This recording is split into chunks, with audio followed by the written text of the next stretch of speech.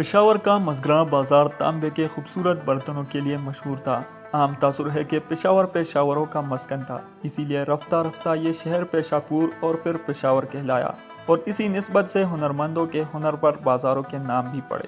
پشاور کے تاریخی قصہ خوانی بازار کے ساتھ واقع سڑک پر دو رویہ تنگ دکانوں والا علاقہ بازار مزگراں کہلاتا ہے۔ بازار مزگراں کی تاریخ بھی پشاور کی طرح قدیم ہے، جہاں کے دکانوں میں پڑے تانبے سے بنے مختلف اشیاء اپنی خوبصورتی کے باعث خریدار کو دعوت نظارہ دیتی ہے۔ مس پرانے زمانے میں تانبے کو کہتے تھے اور گراں کا مطلب ہے تانبا ساز۔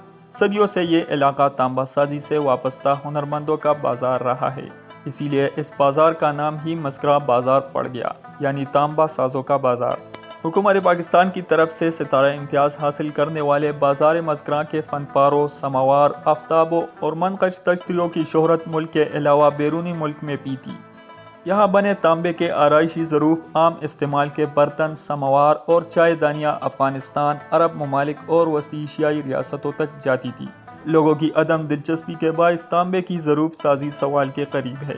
اس فن کی سسترو موت کی وجہ جدید دور میں بننے والے شیشے اور پلاسٹک کے برتن ہیں۔ یہ چیزیں ذرا آج کل کم ہو گئے، ابھی شیشے کے لوگ برتن خریدتے ہیں، اسٹیل کے خریدتے ہیں، اسٹیل ناکام ہے۔ اب شہر میں تقریباً اس کا استعمال ختم ہو گیا ہے اور پہاڑی علاقوں والے اب بھی تھوڑا بہت لے جاتے ہیں۔ تانبے کے برتنوں کی اہمیت بازار کی جدت میں کہیں کھو چکی ہے۔ سید فرحان شاہ، پختونخوا ریڈیو، مردان۔